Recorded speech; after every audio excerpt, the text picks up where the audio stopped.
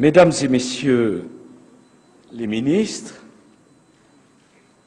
Mesdames et Messieurs, la France ne serait pas la France sans la passion de la République, de ses valeurs et de ses principes. La France ne serait pas la France sans la passion de la liberté, de l'égalité, de la fraternité, qui est le propre de la République. La République s'est donné pour but d'accomplir le vieux rêve des rois, celui d'une nation une et indivisible. Les rois de France l'avaient rêvé, la République l'a réalisé. La République y a ajouté le but d'une communauté de libres citoyens soudés par le civisme, l'égalité des droits et des devoirs. Et c'est le miracle de la République d'avoir permis à la France de conjuguer une identité si forte avec une aspiration si grande à l'universalisme. C'est le miracle de la République d'avoir permis à la France d'être une grande patrie faite d'une multitude de petites patries unies par une formidable volonté de vivre ensemble, de partager une langue, une histoire, une façon d'être et de penser où chacun se reconnaît dans un idéal et un destin commun sans que soient effacées les histoires personnelles et, bien sûr, les destins particuliers. C'est le miracle de la République d'avoir forgé l'unité de la France sans nous avoir condamnés à l'uniformité. C'est le miracle de la République de combiner une aussi haute idée de l'État et une passion aussi grande pour la liberté. C'est le miracle de la République d'avoir fait éprouver à la France une fascination pour l'égalité et pour le mérite. Le miracle de la République, c'est d'avoir donné au final un sens aux mots fraternité, compréhension, respect, solidarité.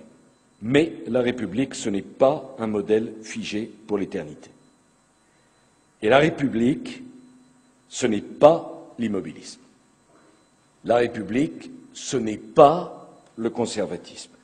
C'est le mouvement, c'est le progrès, c'est l'appel à la justice. La République, c'est un rêve toujours inaccompli, c'est un projet toujours inachevé. La République, c'est un projet de société, c'est un projet politique que nous avons le devoir de continuer, mais il ne suffit pas de glorifier la République pour qu'elle demeure vivante, et surtout, il ne suffit pas de proclamer l'égalité pour qu'elle soit réalisée. Alors regardons notre société en face. Regardons la promotion sociale. Regardons le nombre d'enfants d'ouvriers dans nos grandes écoles, la ségrégation urbaine, les discriminations, l'inégalité des chances. Et posons-nous la question, qu'avons-nous fait de la République? Comment peut-on encore parler de la République quand l'école ne parvient plus à compenser les handicaps sociaux? Comment peut-on parler de République quand la réussite scolaire et l'avenir professionnel dépendent non de l'intelligence, non du courage, non de l'ardeur au travail, non du mérite, mais beaucoup du milieu social d'où l'on vient, du quartier où l'on habite, du nom que l'on porte, de la couleur de sa peau? Comment faire comprendre la République à l'enfant qui se sent prisonnier de son milieu, de son quartier, de ses origines? Comment faire aimer la République à ceux qu'elle tient à l'écart, à ceux qui ont la conviction que, quoi qu'ils fassent, les sacrifices qu'ils consentent, ils ne peuvent pas réussir? Comment faire espérer dans une République qui continuera à tenir si peu ses promesses et à fonctionner de plus en plus, non comme un projet, mais comme un mythe étranger à la réalité sociale? Le plus grand danger qui menace notre modèle républicain, c'est que la République devienne une idéologie désincarnée. On trahit l'idéal républicain en s'abritant derrière les grands principes pour refuser de combattre les injustices, les inégalités, les discriminations. La République, ce n'est pas un dogme, c'est une exigence politique, une exigence sociale, une exigence morale. Nous trahissons l'idéal républicain en proclamant notre attachement à une république formelle, sans nous soucier de construire une république réelle. Il n'y a pas de république réelle sans volontarisme républicain. Il n'y a pas de république réelle sans la volonté de corriger les inégalités en traitant inégalement les situations inégales. C'est la clé. On ne peut progresser vers l'égalité réelle qu'en s'attaquant à la fois aux causes et aux conséquences des inégalités, des injustices, des discriminations. Notre modèle d'intégration a fonctionné durant un siècle, ne fonctionne plus, ou si mal. Ce modèle qui, pendant un siècle, a tant contribué à réduire les inégalités, se révèle désormais impuissant à les réduire quand il ne les aggrave pas. On ne peut pas vouloir la République réelle si on n'est pas capable de reconnaître que notre modèle d'intégration, après avoir été longtemps un modèle de promotion sociale, est devenu un modèle de reproduction sociale. On ne peut pas voir le décalage toujours plus grand qui saute aux yeux entre la diversité de la société française et l'homogénéité sociale et culturelle des élites que produit notre système éducatif. On ne peut pas ne pas voir, parce que cela saute aux yeux, que notre système de sélection interdit l'accès aux responsabilités à certaines catégories de la population.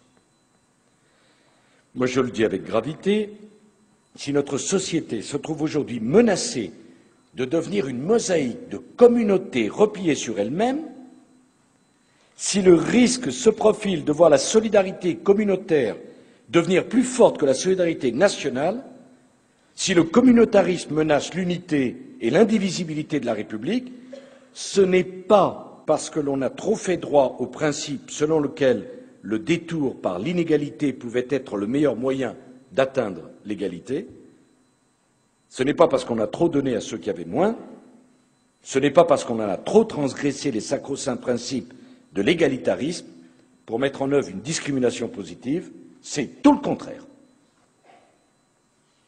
Je me souviens des charivaris que j'avais provoqués en disant que j'étais intéressé par l'idée de la discrimination positive. Comme si le simple fait d'être intéressé par cette idée devenait la preuve que je justifiais le communautarisme. C'est exactement le contraire. Et si on en est là, c'est parce qu'au fond, on n'a pas fait grand-chose pour réparer les injustices. C'est parce que la bonne conscience républicaine a remplacé depuis trop longtemps le volontarisme républicain. C'est parce qu'on a cessé depuis trop longtemps de considérer l'exigence républicaine comme quoi? Comme une exigence de résultat.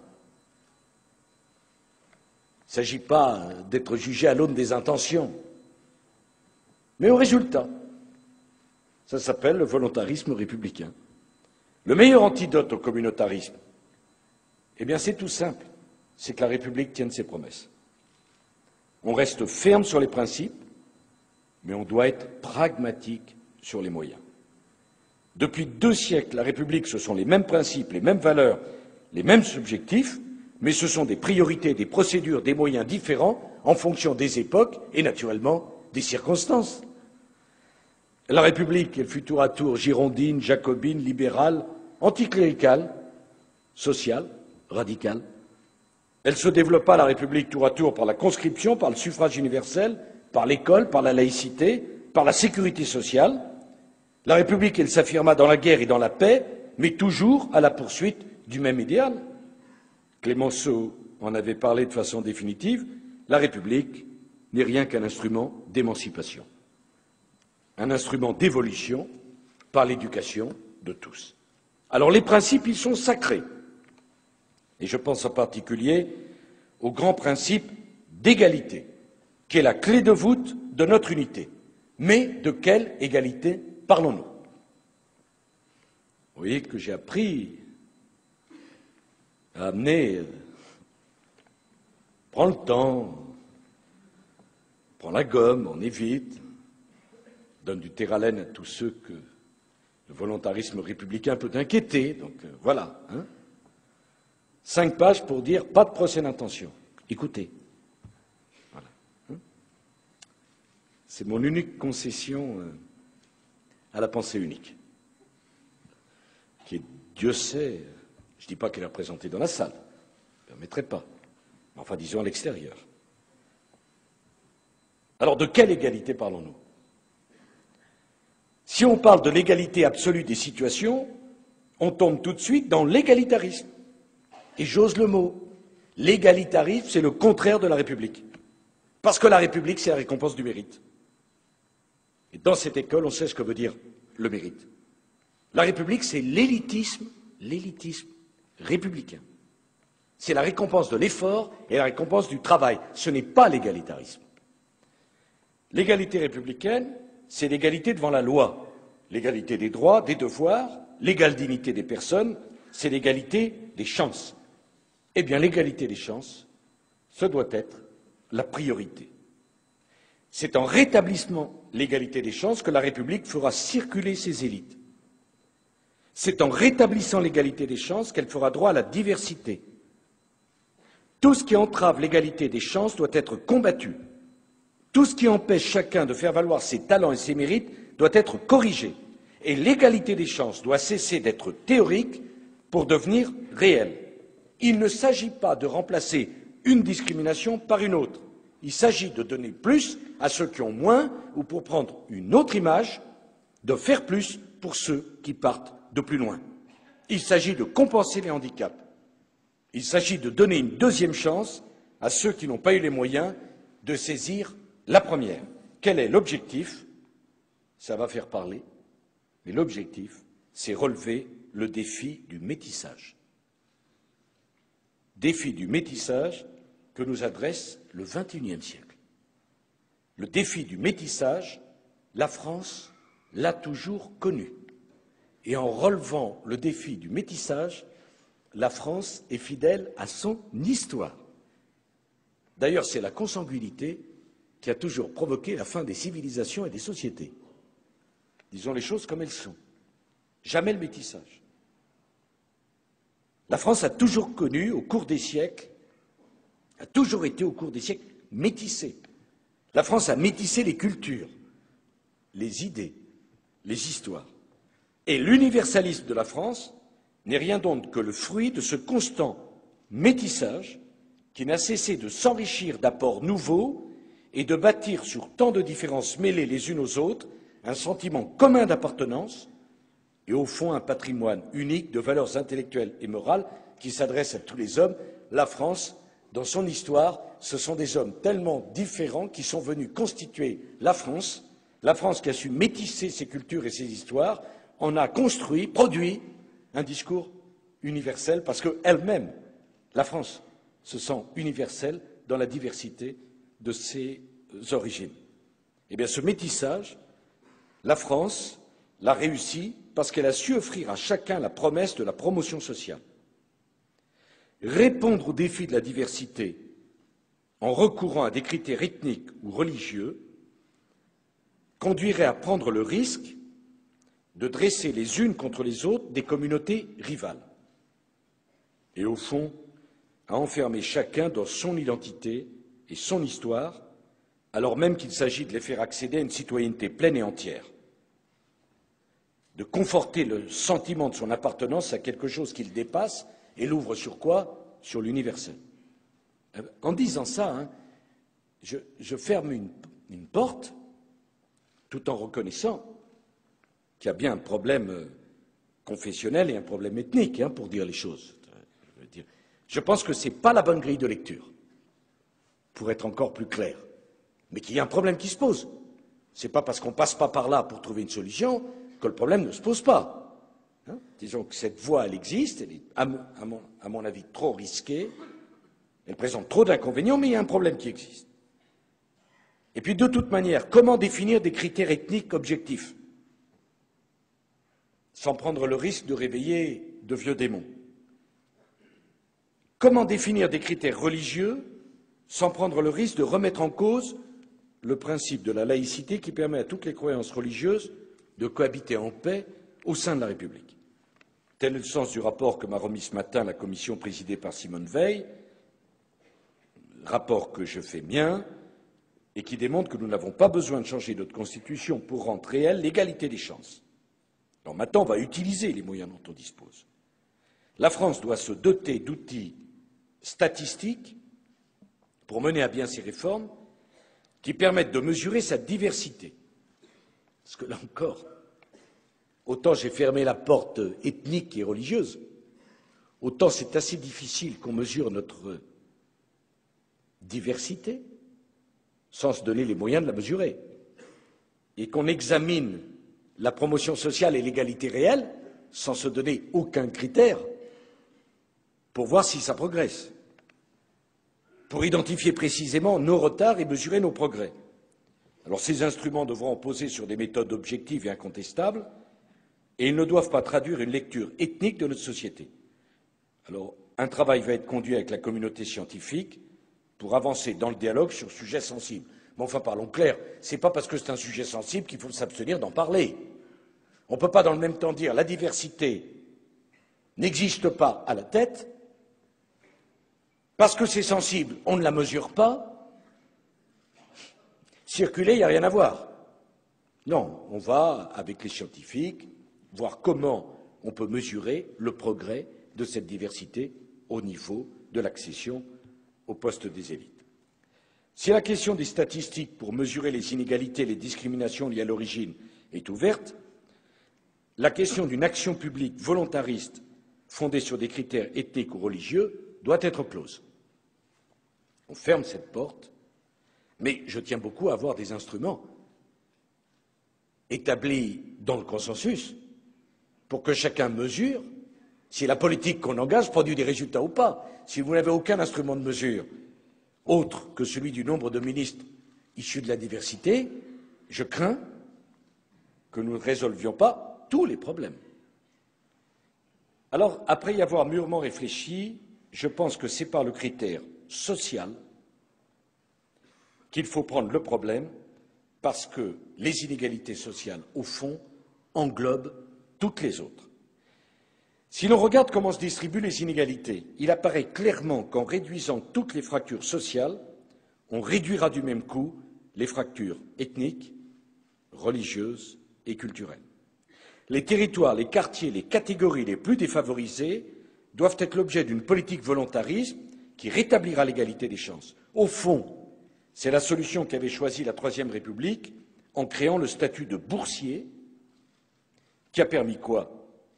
À tant de fils et de filles d'immigrés pauvres de rejoindre en une ou deux générations les élites sociales, intellectuelles, politiques d'une République qui acceptait alors de regarder en face les inégalités. Alors, comme toujours, l'égalité réelle des chances, c'est d'abord par l'école qu'elle passe. La réforme de l'école primaire, puis demain celle du lycée, qui se fera, Monsieur le ministre, y contribuera. C'est quand on monte le niveau d'exigence de l'école que la promotion sociale se trouve facilitée et non l'inverse, à condition bien sûr que les élèves des milieux les plus défavorisés ne soient pas enfermés dans des ghettos où se concentrent toutes les difficultés et tous les handicaps de la vie sociale. C'est la raison pour laquelle le gouvernement a voulu que la carte scolaire soit progressivement supprimée, parce que là, en termes de ghetto, fantastique, parce que quand on avait des relations, on s'exonérait de la carte scolaire. Et la carte scolaire n'était devenue une réalité que pour celui qui ne pouvait pas s'en exonérer. Je ne conteste pas les intentions de la carte scolaire, je conteste la réalité des résultats. Et c'est la raison pour laquelle également j'ai voulu que l'on expérimente sur une grande échelle la possibilité de fermer certaines écoles et de répartir dès le cours préparatoire les élèves dans d'autres écoles en organisant des services adaptés de transport scolaire, de sorte que soit mieux assuré le brassage social qui, pendant si longtemps, a fait le succès de notre République. Naturellement que le brassage social est absolument indispensable, mais est-ce que le brassage social, on a par la carte scolaire? Si on l'avait eu par la carte scolaire, ça se saurait. On ne peut quand même pas me dire jamais la promotion sociale et la diversité n'ont eu autant de difficultés à percer et garder exactement le même système d'organisation. C'est-à-dire qu'on doit garder un système qui produit de mauvais résultats, ou on doit le changer. Le plan Espoir banlieue a aussi retenu comme priorité la généralisation des internats éducatifs destinés à permettre la prise en charge des bons élèves des milieux modestes qui ne peuvent pas trouver chez eux, Fadela, des conditions propices à l'étude. La création de filières d'excellence dans les lycées situés dans les quartiers défavorisés, le suivi des jeunes qui décrochent, le soutien scolaire aux enfants, l'obligation pour tous les lycées de présenter au moins 5% d'élèves de terminale en classe préparatoire aux grandes écoles, le développement des écoles de la deuxième chance, le contrat d'autonomie, aujourd'hui expérimenté dans 35 départements, le désenclavement des quartiers, c'est indispensable à l'égalité des chances. Mais je le dis comme je le pense, ça ne va pas assez vite. Et je vais le dire encore comme je le pense, dans le dos des plus hautes autorités de l'État, on s'ingénie à réduire les ambitions qui ont été fixées. Voilà. J'ai mis 18 mois pour m'en apercevoir, mais je ne l'accepte pas. Il y a des chantiers qui ont pris un retard considérable. Malgré de nombreux arbitrages entre les administrations, je vois que des ambitions étaient fortement réduites. Je veux le dire aujourd'hui, calmement, je ne tolérerai pas que ce qui a été décidé ne soit pas mis en œuvre rapidement. Je ne vais pas venir ici pour expliquer qu'il faut passer d'une république des droits formels à une république des droits réels et accepter que ce qu'on a décidé, cher Fadela Ra, ne soit pas mis en œuvre. Et je n'accepterai pas que ce qui doit être une priorité soit relégué au second rang. La diversité et la promotion sociale, c'est une priorité.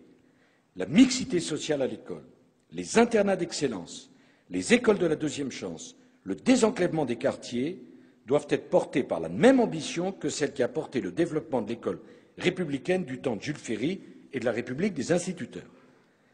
L'égalité des chances ne doit pas être une priorité dans les mots, ça doit être une priorité dans les actes. Je vais m'y engager chaque jour. Je veux une mobilisation de tout l'appareil d'État, de toutes les administrations et de tous les ministères. Et l'État doit être exemplaire, et il ne l'est pas. Exemplaire dans la mise en œuvre des politiques en faveur de l'égalité des chances, exemplaire dans la lutte contre les discriminations, exemplaire dans la promotion de la diversité, exemplaire en matière de transparence sur les résultats. Et l'État doit être exemplaire, mais les collectivités locales aussi, les partis politiques aussi, les entreprises également. Alors, ces dernières années, beaucoup d'initiatives ont été prises pour changer la donne. Je pense à Sciences Po. Je ne saurais trop combien dire, cher Richard, tout le bien que je pense de ce que vous avez fait en instaurant une voie d'accès réservée à des lycéens méritants de l'éducation prioritaire. Et je me souviens des cris d'orfraie à l'époque en disant qu'on allait abaisser la qualité de Sciences Po et la réputation de Sciences Po. Aujourd'hui, jamais sa réputation n'a été si bonne, mais il y a une filière pour les lycéens méritants de l'éducation prioritaire. Je ne vois pas que le niveau de Sciences Po a diminué.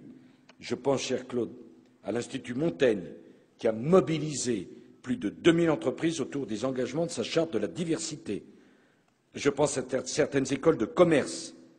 Je pense à certains instituts d'études politiques ou à Polytechnique qui ont mis en place des mécanismes de tutorat pour apporter aux jeunes des quartiers défavorisés le soutien de ceux qui ont réussi.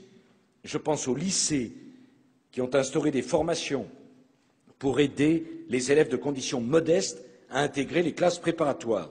Je pense aux cordées de la réussite qui viennent d'être lancées pour établir davantage de passerelles entre les établissements scolaires, les grandes écoles, mais Valérie aussi les universités.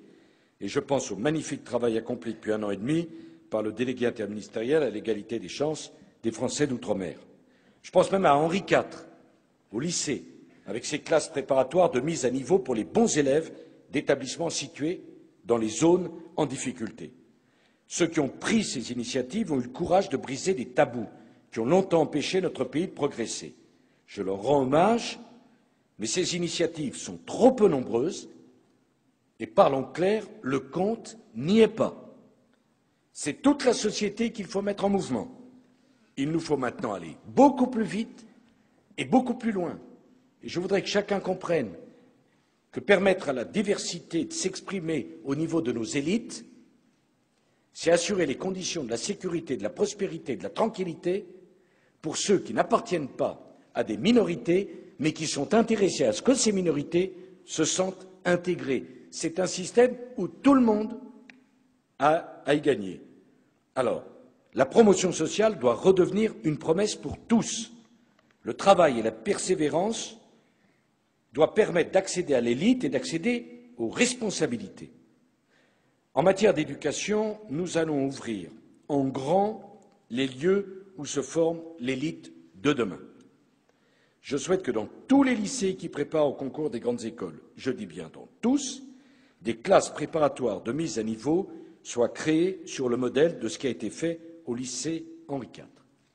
Et que dès septembre 2009, 25% des places de chaque classe préparatoire aux grandes écoles soient réservées aux meilleurs lycéens boursiers. À la rentrée 2010, ce taux atteindra 30%. Comprenez-moi bien, les concours doivent rester les mêmes. Mais la condition de préparation à ces concours ne doit pas être la même entre des jeunes qui n'ont pas eu le même parcours, les mêmes chances et qui ne sont pas partis du même niveau. Après avoir dit que je fermais la porte de l'ethnique et du religieux et que j'entamais l'axe de la réduction des inégalités sociales, le deuxième axe que nous prenons, c'est non pas la modification des concours, c'est-à-dire pour accéder aux mêmes places, un concours pour les forts et un concours pour les faibles, ça c'est pas la République. En revanche, on va jouer à fond la carte de la préparation. Ceux qui viennent d'un endroit où il y a plus de difficultés auront une préparation meilleure, payée par l'État pour passer les mêmes concours. Comme ça, on reviendra à l'égalité des chances. Et on ne va pas aller chercher très loin les critères, on va prendre le critère des boursiers. Parce que le critère des boursiers, ce sont les familles les plus modestes, sans considération ethnique ou religieuse, mais ce sont les familles les plus modestes dont les enfants travaillent et sont méritants. L'éducation nationale, cher Xavier, je te fais toute confiance pour qu'elle se mobilise à encourager ces jeunes, à convaincre leurs familles et à susciter leur candidature, parce qu'on va ouvrir en grand les préparations. Donc il faut qu'il y ait en grand les candidatures. Mais enfin, une fois qu'on rentre dans la préparation, il faut travailler, comme les autres. Parce qu'on ne travaille pas moins parce qu'on n'a pas la même couleur de peau. On ne travaille pas moins parce que ses parents sont moins favorisés. On doit travailler autant, mais on aura autant de chances de réussir. Chaque enseignant, chaque chef d'établissement doit se sentir investi de la responsabilité de repérer et d'accompagner vers les filières d'excellence les élèves d'origine modeste qui en présentent le potentiel, exactement comme les instituteurs de la République, de la troisième, repéraient le petit garçon ou la petite fille de primaire qui avait des qualités pour passer au collège, au secondaire, ou faire une carrière universitaire ou aller à des niveaux d'éducation que jamais ses parents n'auraient obtenus. Pour accompagner les boursiers vers ces filières exigeantes, je demande que soient développés des internats d'excellence dans les lycées à classe préparatoire aux grandes écoles, parce que naturellement, si on ne prévoit pas ça, on n'aura pas ces élèves. Et on viendra m'expliquer, on a ouvert des places, mais ils ne sont pas venus les prendre. Avoir un hébergement de qualité est indispensable pour travailler dans de bonnes conditions. Mais ce n'est pas suffisant dans un monde où les codes sociaux et culturels sont tellement importants. C'est pourquoi ces établissements offriront à leurs pensionnaires un tutorat assuré par des élèves de grandes écoles, un suivi personnalisé pris en charge par les professeurs ainsi que des compléments disciplinaires. En amont, je le redis, il nous faut également développer de façon plus ambitieuse l'implantation des internats dans l'enseignement secondaire et même dans l'enseignement primaire pour les enfants de familles modestes qui témoignent de bonnes dispositions aux études. D'ailleurs, Monsieur le ministre de l'Éducation nationale, on pourrait parfaitement dégager une partie des crédits du plan de relance pour accélérer la construction d'internats d'excellence. Je n'y vois que des avantages et je demanderai au Premier ministre qu'avec vous, on mobilise une partie des crédits, puisque nous avons dégagé beaucoup de crédits au service de la relance, les internats d'excellence, Les classes préparatoires pour les boursiers, voilà un bon thème. Cette politique, nous allons la conduire avec plus de détermination, plus de moyens, quitte à nous appuyer sur des partenariats avec les entreprises privées.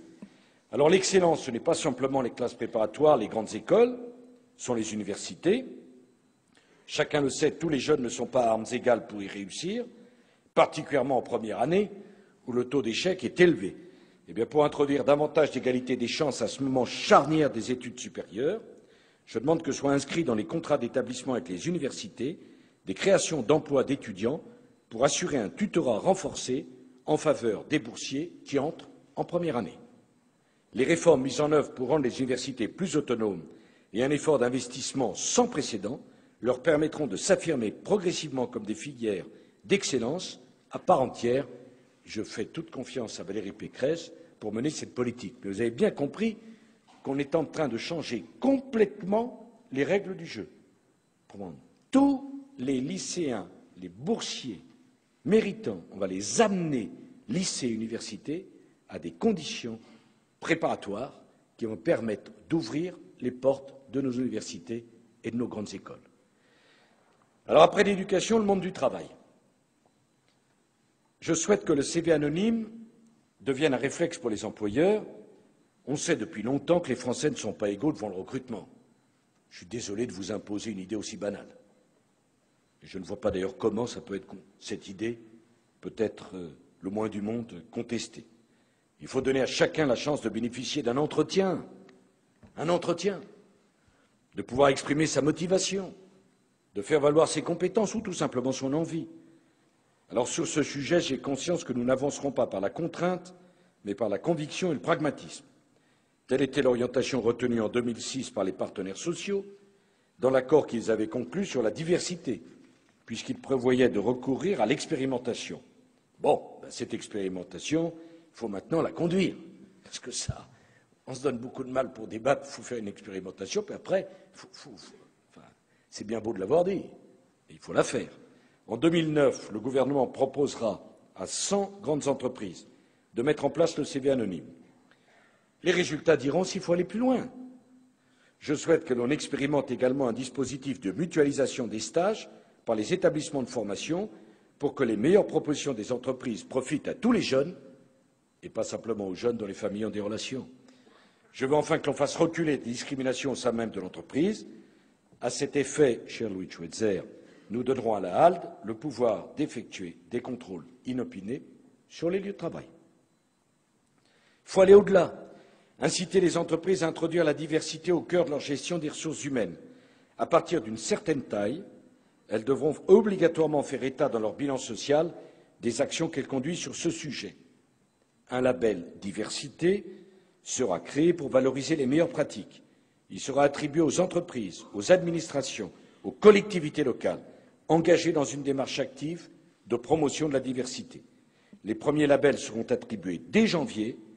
Je demande également que l'on examine comment l'exécution des grands marchés publics de l'État pourrait être conditionnée à la mise en œuvre par les entreprises d'actions favorables à la diversité. Il faut utiliser tous les moyens pour inciter les acteurs à faire de ce sujet une priorité. Qu'on me comprenne bien, l'État va arrêter de donner des leçons à tout le monde et de s'en appliquer aucune à lui-même.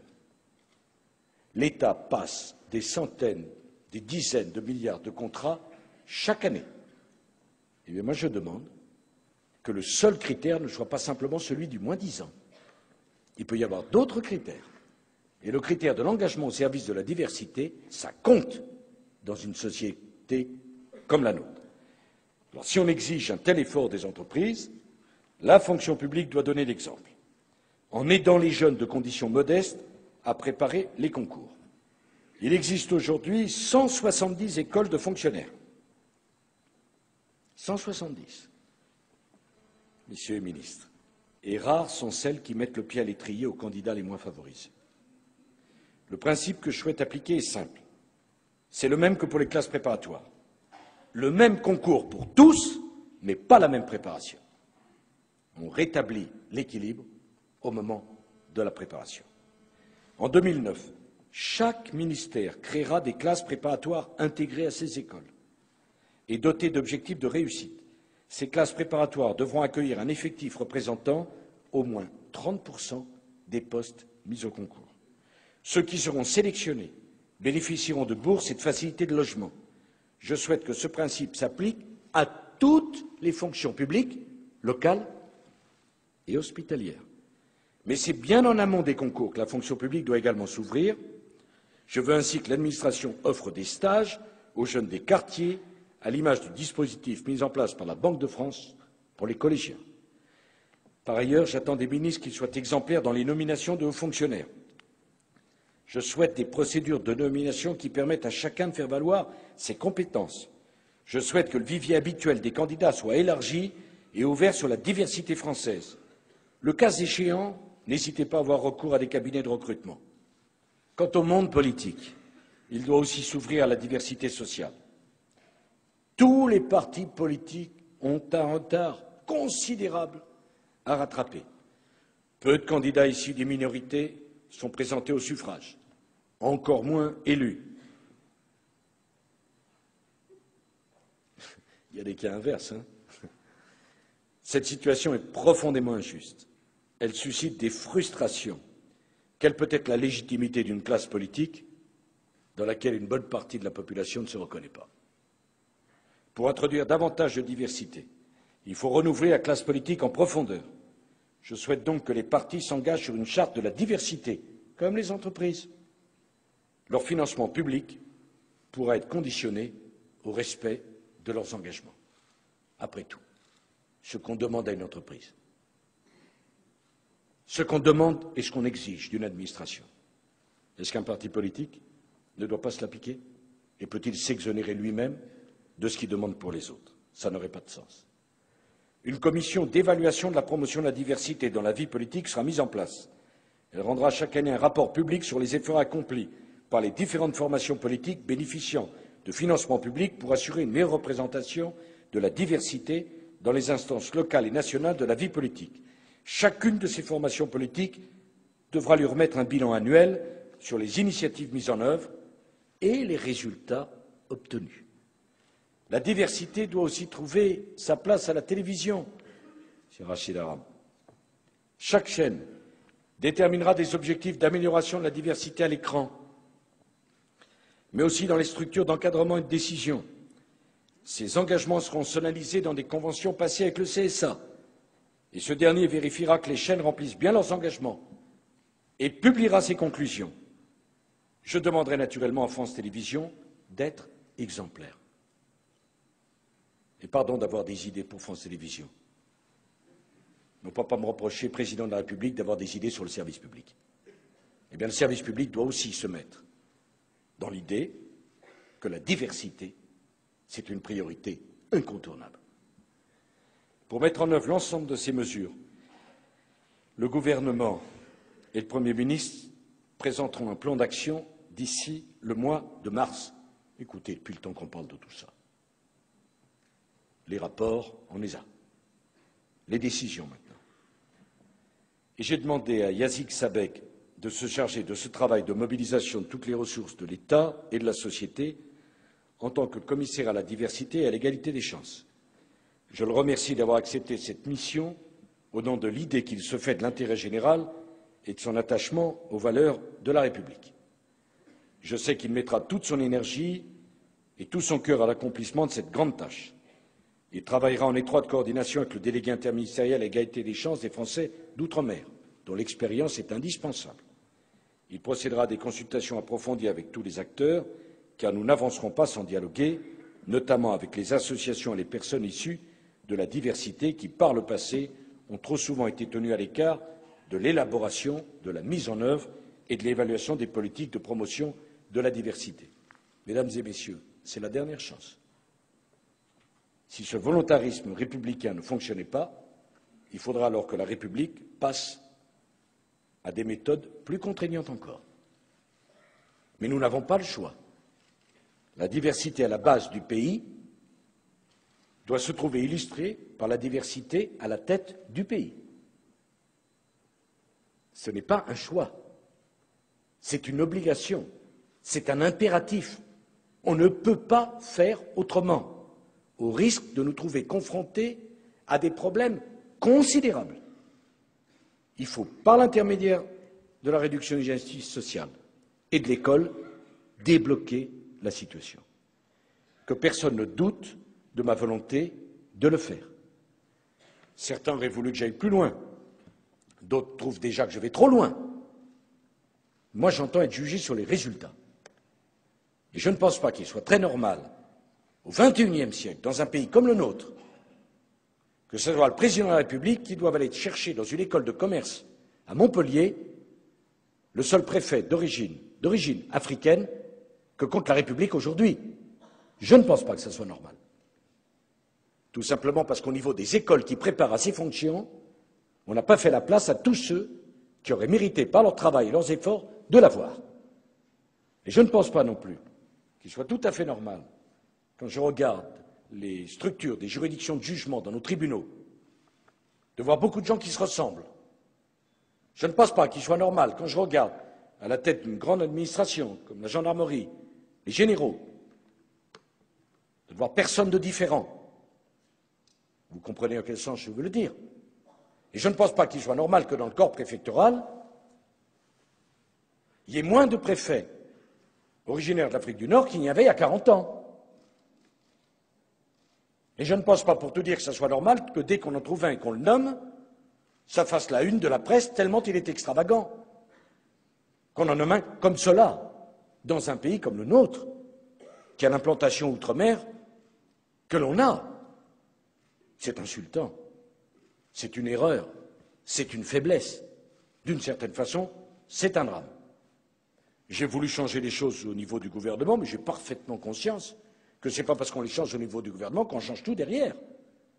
Donc on va prendre les choses différemment, on va changer partout en même temps, dans l'entreprise, dans les administrations, à l'éducation, dans les partis politiques. Et on va se mettre des obligations de résultats.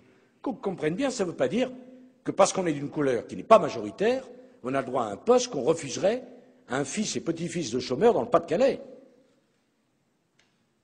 Ça ne serait pas juste. Mais on va créer les conditions d'une promotion sociale comme jamais dans la République pour les boursiers, qui vont pouvoir présenter tous les concours. Mes chers amis, j'espère que vous l'avez compris, nous devons changer.